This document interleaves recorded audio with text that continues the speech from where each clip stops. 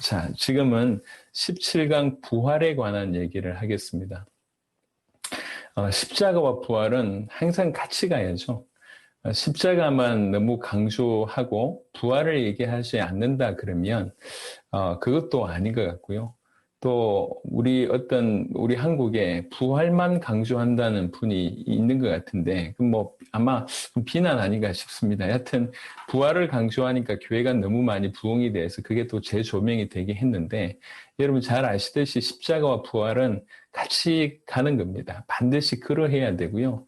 십자가의 사역이 온전한 사역이었다라고 하는 결정적인 증거가 부활입니다. 그러니까 부활이 사실 십자가의 사역이 완전했음에 대한 증거라고 볼 수가 있고, 십자가 사역의 어떤 확정이 부활이라고 볼 수가 있습니다. 부활의 성경 구절들이 많으니까 먼저 짧게 한번 보시도록 하겠습니다. 정말로 예수님께서는 부활하셨습니다.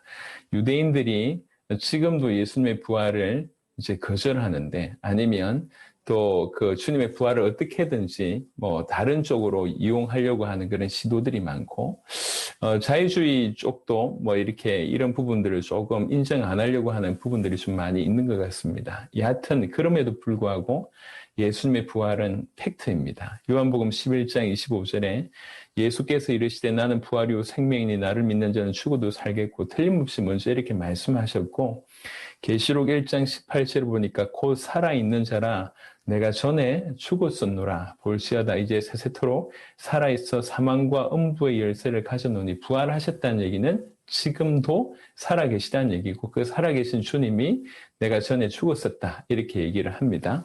고린도전서 15장 4절에 장사 지낸 바 되셨다가 성경대로 사흘 만에 다시 살아나사, 이 또한 성경의 대로, 성경대로, 성경 예언한 그대로 사흘 만에 다시 살아나셨습니다.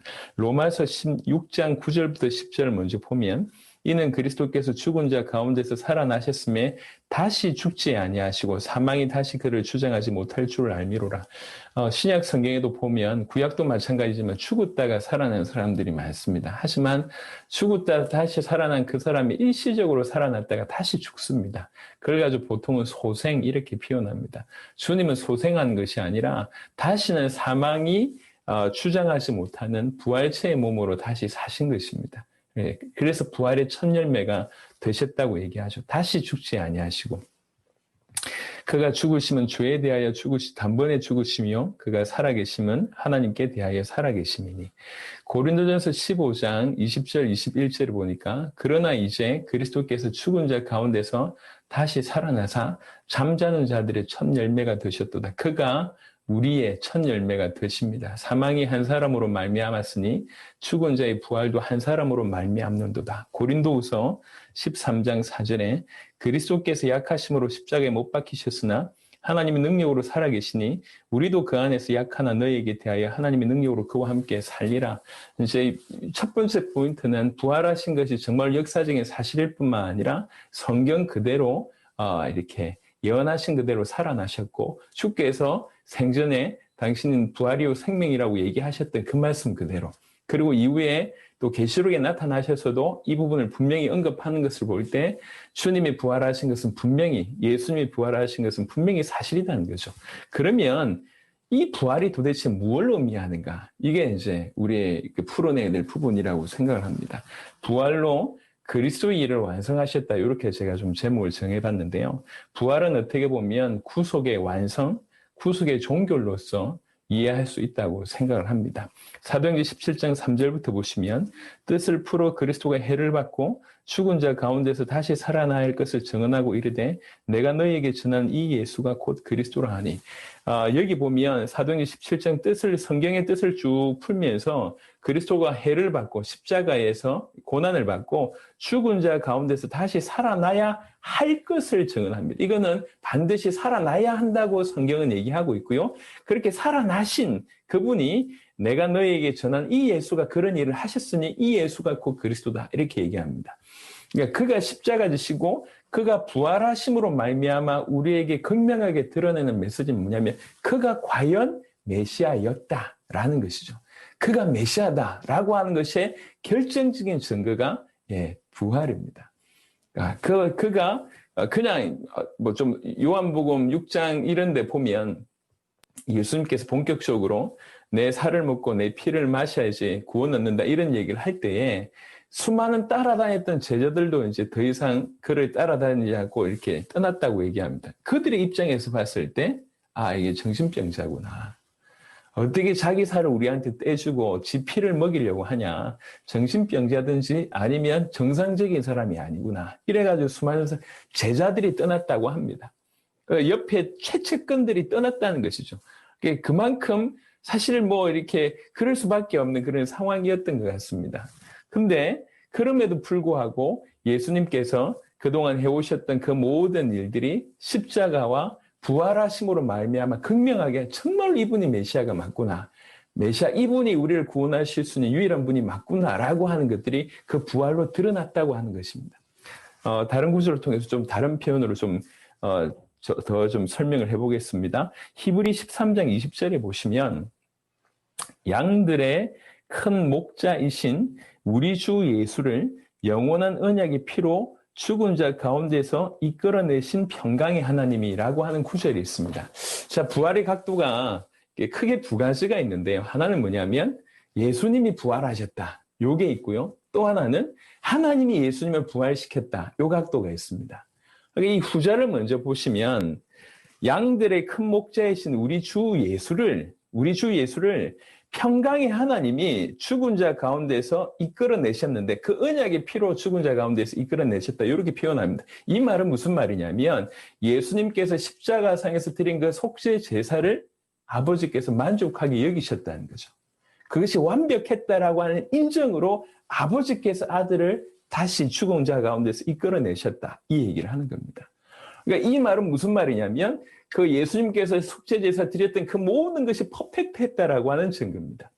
그의 십자가의 피로 우리 죄를 해결하고 하나님 만나는 길을 여시고 사단의 머리를 깨뜨린 그 모든 것들이 퍼펙트했다. 흠이 없었고 올바랐다라고 하는 하나님의 어떤 합격이라고 볼 수가 있습니다. 만족이 여기셨다. 하나님께서 이걸 만족하게 하셨다라고 하는 그 의지의 표현으로 죽은 자 가운데서 이 아들을 건져내셨다. 이렇게 표현합니다.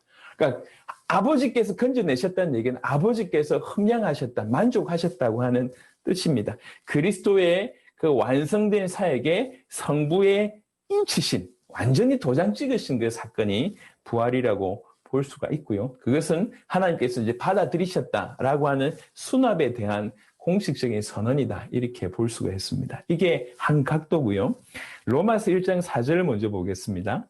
로마서 1장 4절에 보면 성결의 영으로는 죽은 자 가운데서 부활하사 능력으로 하나님의 아들로 선포되셨으니 곧 우리 주 예수 그리스도시니라. 이 각도는 뭐냐면 그가 하나님이시기 때문에 능력으로 부활하셨다라고 하는 이 포인트가 있습니다. 그래서 그런 걸로 봤을 때 이분은 진실로 하나님의 아들이다라는 것이죠. 그래서 부활 자체는 십자가의 사역이 완벽했다라고 하는 증거, 또 한편 정말로 그가 그리스도라고 하는 부분, 또 한편 그가 진실로 하나님의 아들이구나라고 하는 것들이 확정되는 것이 부활입니다. 그러니까 부활하신 분을 볼 때에 이가 정말로 하나님의 아들이구나, 이분이 정말로 그리스도구나라고 깨달아지면 이제 그 과거를 돌이켜보게 되는 거죠. 뭘 돌이켜보게 되냐면 그가 말씀하셨던 그 모든 말씀이 진리였구나.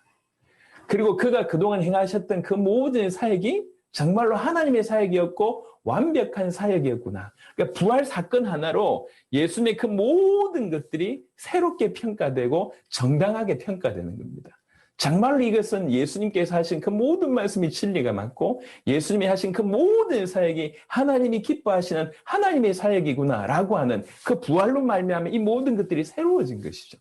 그냥 좀 좋다 이렇게 생각하다 이게 좋은 게 아니라는 거예요. 조금 더 끌어서 이제 이 부분 가지고 조금 끌어서 이제 저희 사역을 얘기를 좀 드리면 우리 선교사님들은 아시지 않습니까? 우리 선교사님들의 사역이 우리가 잘해서 하는 게 있고 우리가 전혀 상관없이 하나님이 하시는 부분들이 있지 않습니까?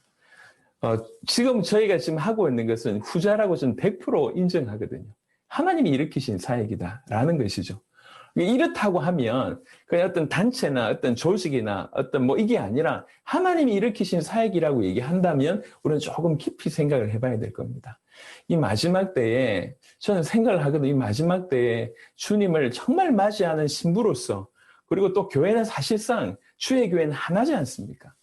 그리스도 예수의 피로 구원받은 자의 연합이 참된 교회인데 이 진정한 교회를 이루어서 감당해야 되지 않냐.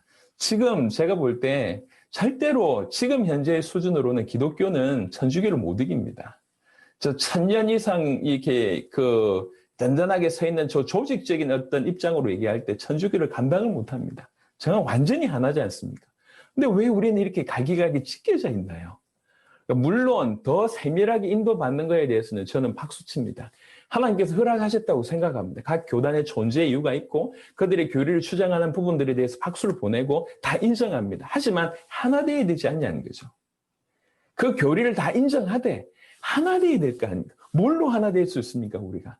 우리가 하나 될 수 있는 유일한 것은 복음 말고는 하나 되는 게 없습니다. 그리고 정말 주님께서 오시는 그 주님의 길을 준비하는 그거로 하나 되는 것 말고는 없습니다. 회의해서 하나 될 수가 없어요. 우리가 익히 잘 아는 바 정말 중요한 성령의 역사도 어떻게 조직화되면서 완전히 이렇게 무너지는 것들을 많이 봤습니다. 제가 이제 어떻게 보면 그 따라가야 될 길 중에 하나를 보고 있는 게 학생 자원 운동입니다. 초대교회도 마찬가지지만 최근은 아니겠지만 학생 자원 운동의 혜택을 가장 우리나라가 많이 받았지 않습니까?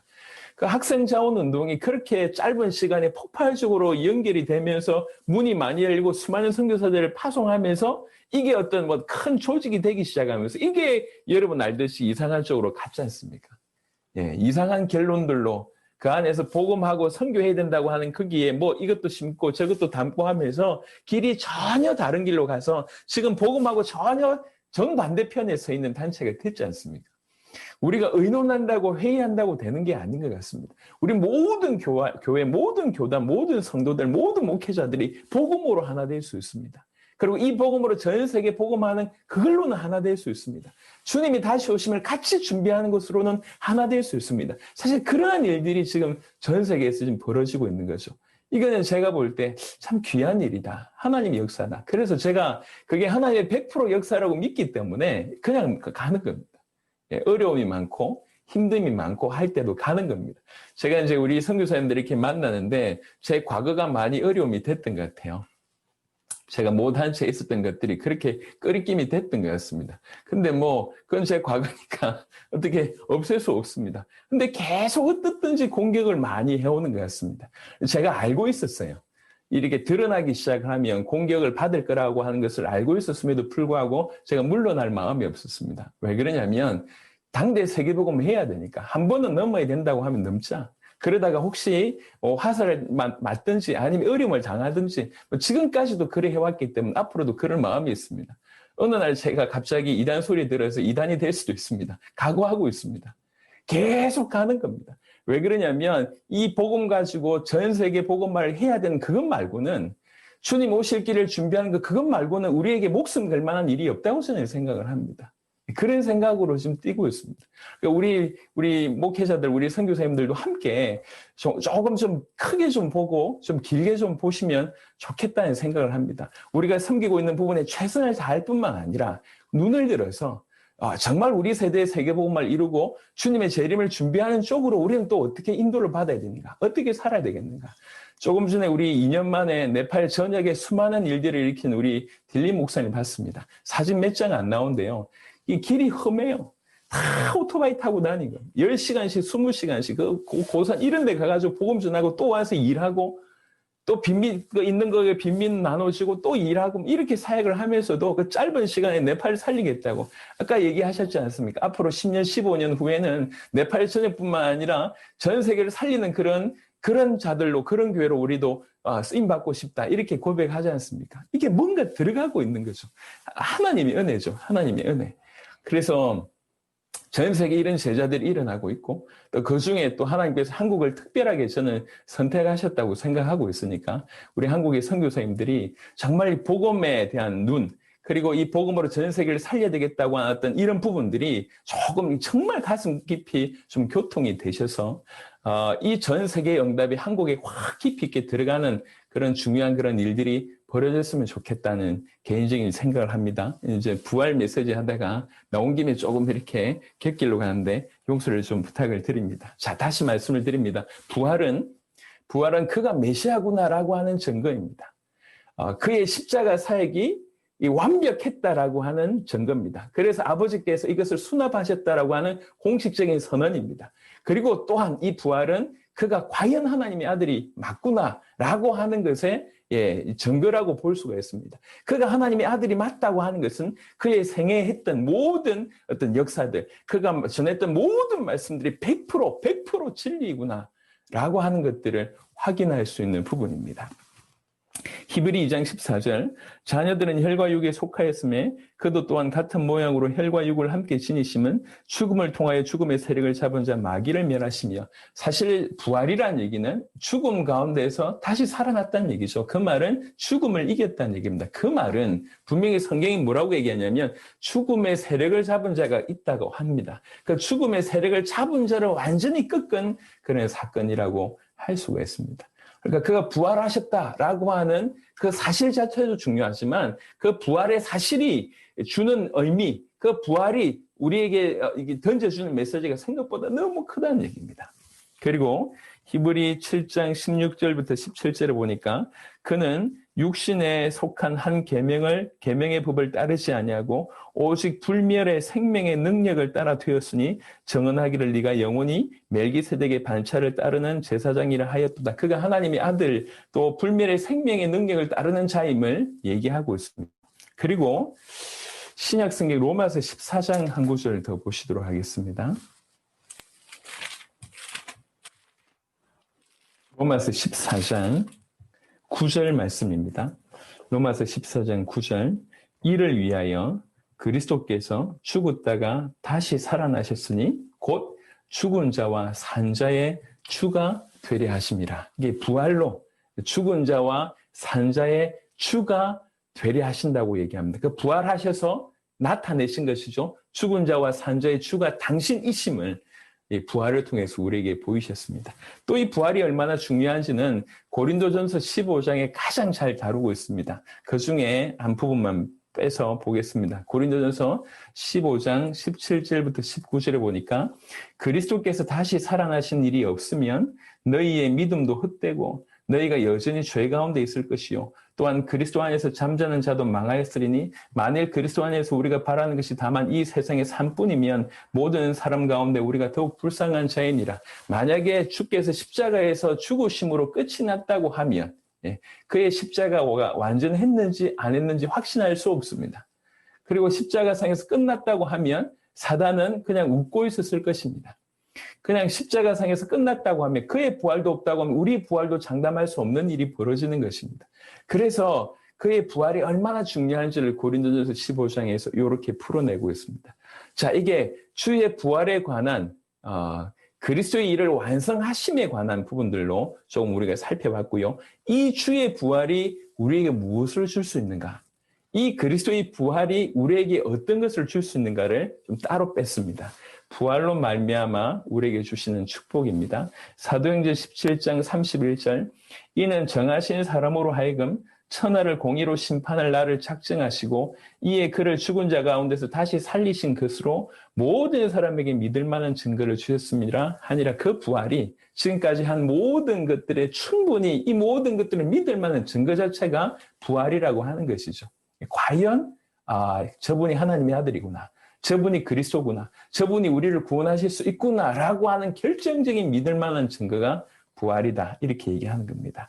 로마서 4장 25절에 예수는 우리가 범죄한 것 때문에 내줌이 되고 또한 우리를 의롭다 하시기 위하여 살아나셨느니라. 그가 십자가 지시고 부활하심으로 말미암아 그가 하나님의 아들이며 그가 그리스도이시며 그가 우리 죄를 해결하셨고 사단에서 우리를 건지셨고 하나님 만나는 길을 여셔서 하나님과 화목할 수 있도록 여셨구나. 그러므로 말미암아 하나님과 화목되어짐으로 말미암아 우리가 의롭다 여기심을 받는 우리 죄가 가려지는 의롭다 여기시는 일들이 그 부활로 말미암아 이루어지는 것이다. 이렇게 얘기를 하는 겁니다. 그래서 그 부활을 통해서 우리에게 칭의 또 소생 이런 것들의 어떤 보장이 바로 부활을 통해서 온다고 볼 수가 있습니다.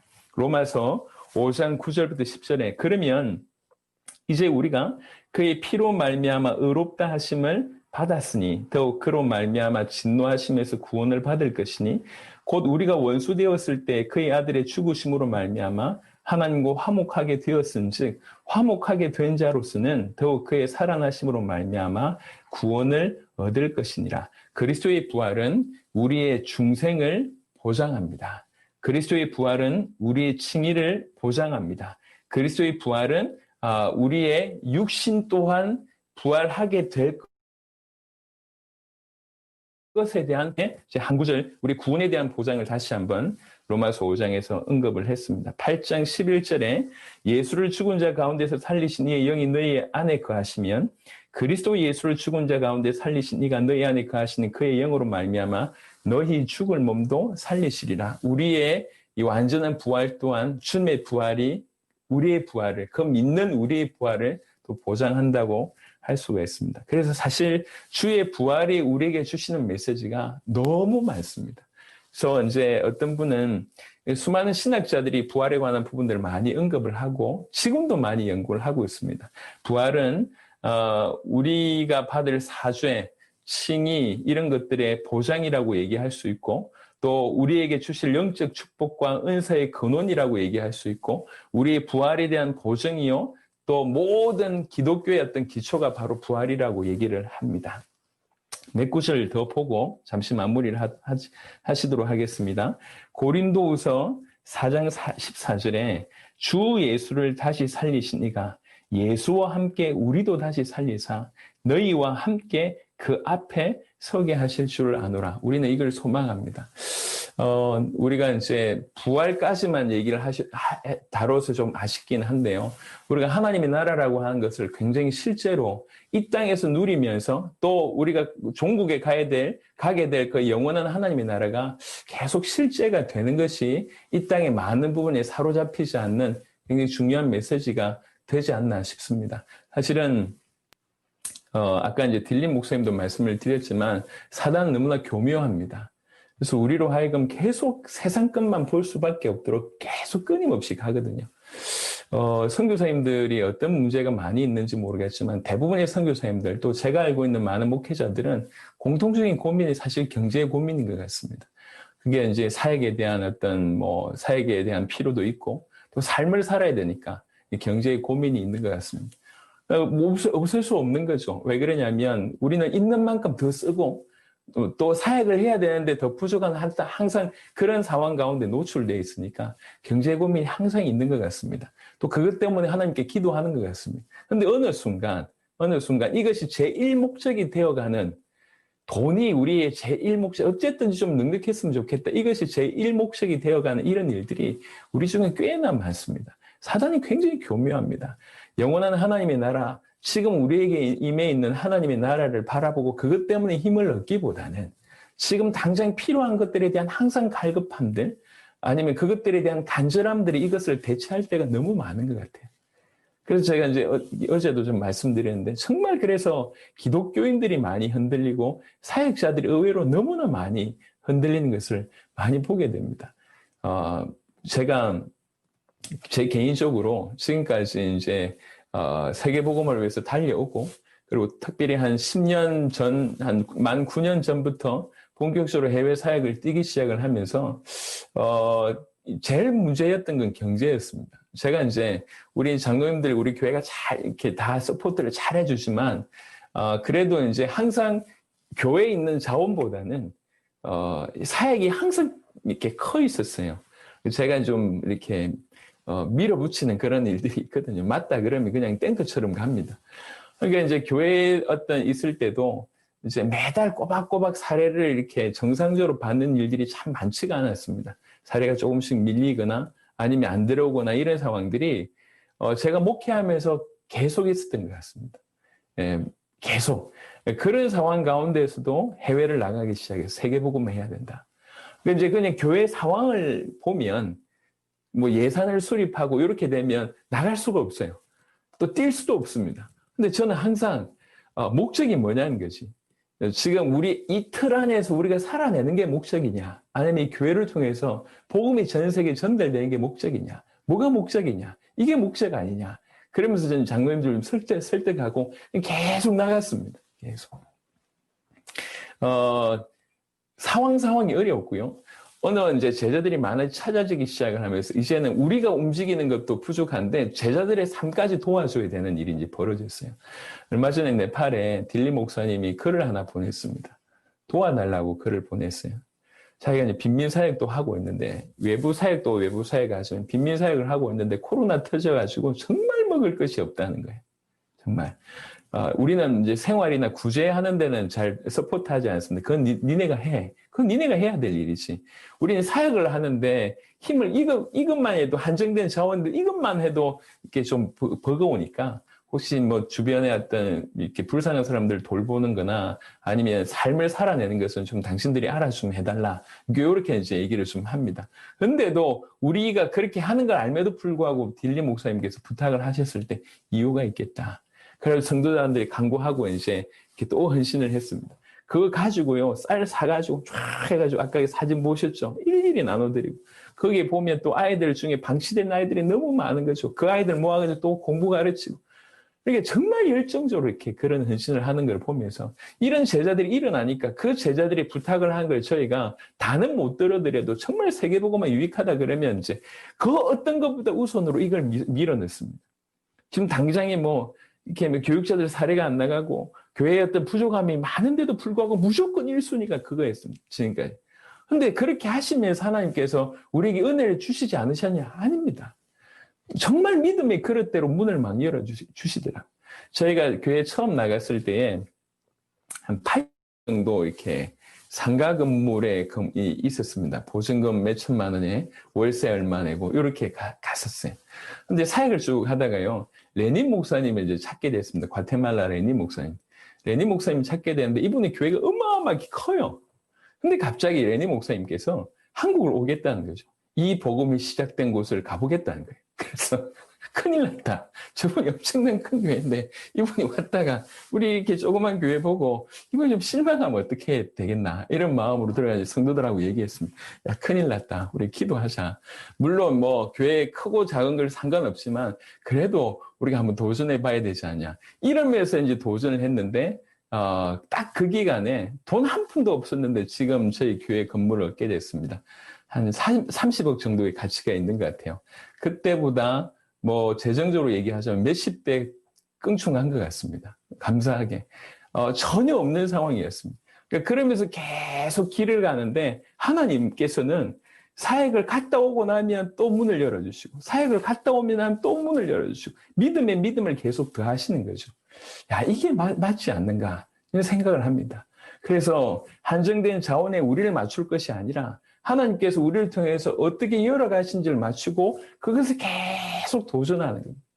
이게요, 하나님께서 우리에게 주신 것을 계속 보고 목도할 때 그게 가능한 것이지 이 길을 걸어갈 때 방해들이 너무 많습니다. 그래서 뭐가 우리에게 우선순위냐? 하나님의 나라 이게 우선순위가 맞냐? 하나님 나라를 이 땅에 이루는데 정말 세계보고만한데 그것이 우선순위가 맞냐? 제가 아이가 4명입니다. 아이가 4명인데 넷째 같은 경우에는요, 걔 인생 중에 반이 제가 없었습니다. 걔 인생 중에. 그러니까 이제 아이 태어나자마자 일주일도 안 돼서 바로 사역을 나가고. 와이프가 많이 힘들었죠. 그러니까 아이가 4명, 지금 현재는 유, 초, 중, 고 각각 1명씩 있습니다. 예, 손 많이 가겠죠.